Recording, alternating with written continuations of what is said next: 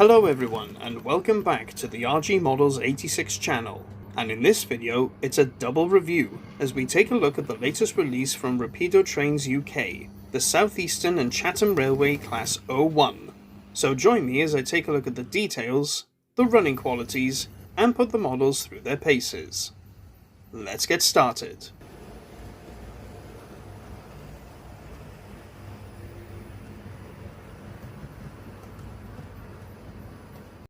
The initial model I ordered was product code 966001, which is number 65, the sole surviving member of the class, in SECR green. However, not long after the initial announcement, Rapido announced an additional model in a what-if livery, which is product code 966012. Having seen the digital render, I just knew I had to order this one too. Inside each box is the owner's manual, telling you everything about both the model and the full-size prototype. The locomotives and tenders are packaged in separate plastic clamshells.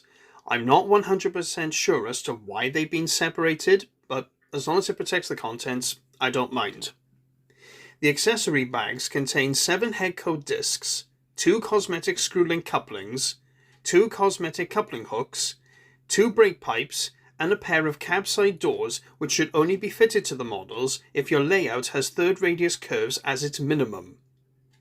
The accessory bag for the green 01 also contains a pair of separate etched number plates. The blue 01 doesn't, the reason for which will become apparent later on in the video. Right, let's get into the details.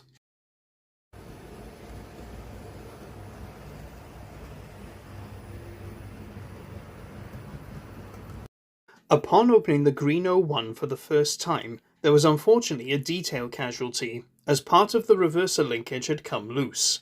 The repair was easy to implement, as I was able to use the blue 01 as my reference guide to work out where it came from. The majority of both models are made of die-cast metal, making them heavier than they look. The only areas that are made of plastic are the cab roof, coal loads, and quite possibly the smoke boxes, but the latter I can't say for sure. So, where do I even begin when pointing out details on these amazing models? I mean, there's so much to choose from. Well, let's start at the top and work our way down. Highlights include the safety valve assembly, the fine copper pipework, the Westinghouse air brake pump, the very fine sprung metal buffers, and the internal valve gear, which looks so well built it seems as if it would work when the models are in motion. Sadly, it doesn't. The tenders feature fine leaf spring suspension, handrails, and the handbrake. In my personal opinion, I think that the coal load looks too high and unrealistic. It also appears to be securely glued into place, so replacing it with a real coal load is going to be rather difficult. Something else I'm not a big fan of are the plastic handrails.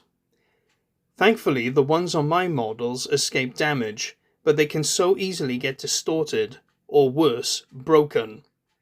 I hope that in the future, Rapido starts using metal handrails on all their models, not just because they look so much better and add to the quality of the model, but also they're more durable and less likely to get damaged. But the main highlight when it comes to the details has to be the cab. I thought the cab of the Accurascale buck jumper was intricately detailed, but I think I'm going to have to reconsider my assessment of that model after seeing this one. We have very fine, separately fitted and painted controls, copper pipework, fully printed gauge dials, and even a printed indicator to show which way the lever for the cylinder drain cocks needs to be to open them. The firebox doors are partially open to allow for the fire glow to come through. On DC, the fire glow is a steady red, as you can see in this shot. On DCC, you'll get a more realistic flame flicker effect. Right then, on to the liveries.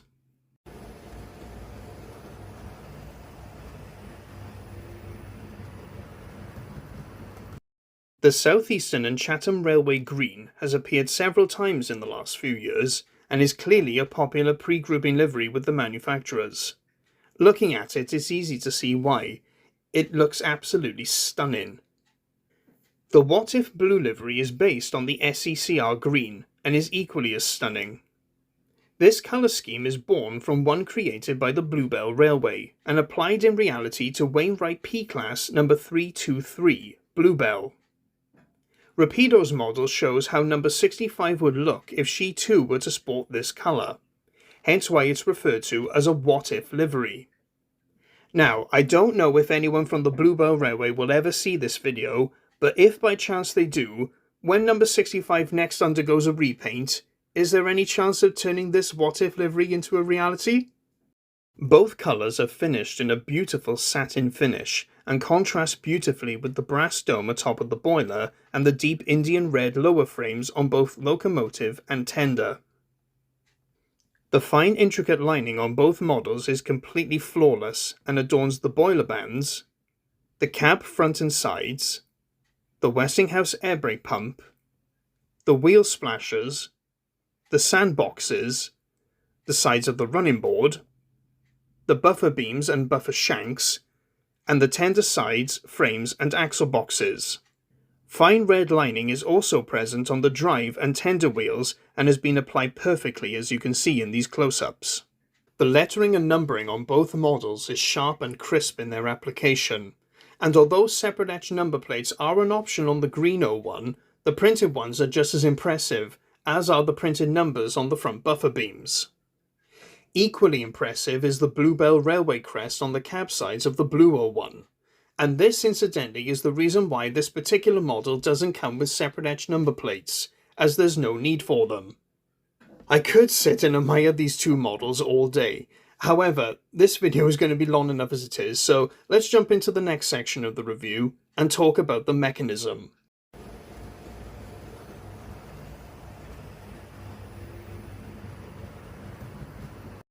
Now, usually at this stage I would show you the model without the body shell and give you a close-up view of the mechanism beneath. However, on this occasion I'm not going to be able to do that simply because it's next to impossible to remove the body without causing damage to the details. And having watched Sam from Sam's Train struggle to do this, I'm not prepared to attempt it myself.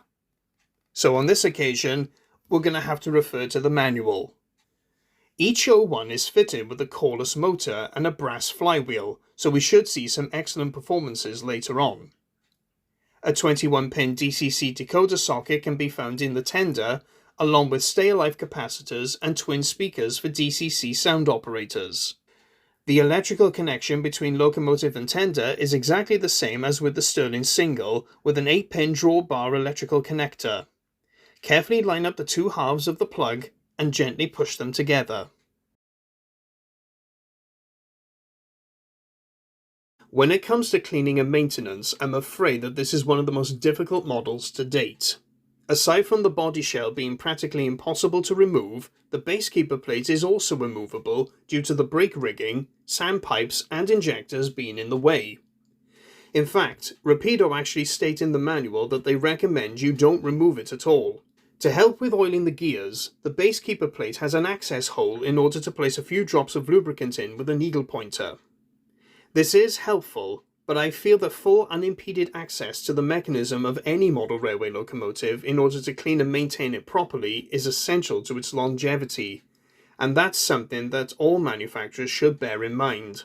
And so, with everything looked at, there's just one thing left to do. Get them onto the track and see how they perform.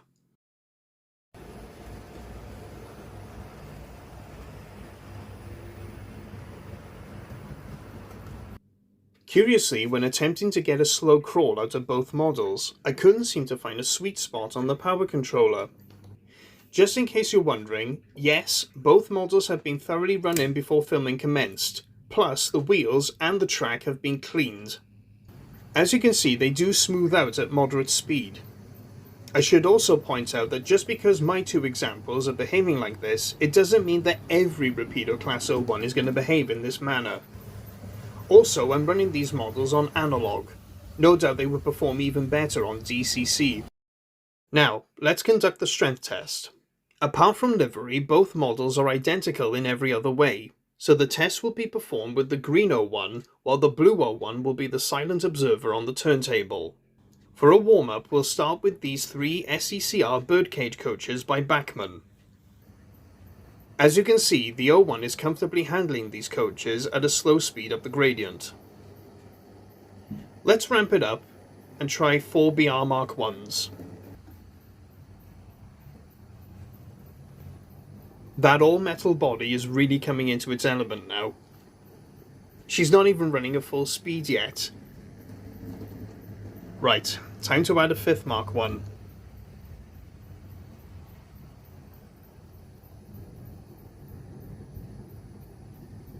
Now we're starting to get wheel slip. Ooh, she's slowed right down. But she's digging her wheels in. She's not giving up.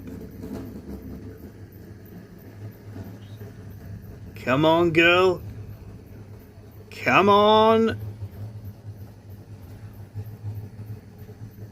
And she's done it. It seems we found the limit. But just for the sake of testing, let's try 6 Mark 1s. I've increased the power this time, but I don't think it's going to help. She's slowing down. And that's all she wrote. 5 Mark 1s on an incline is her limit. For a medium-sized goods engine on this layout's inclines, that is impressive.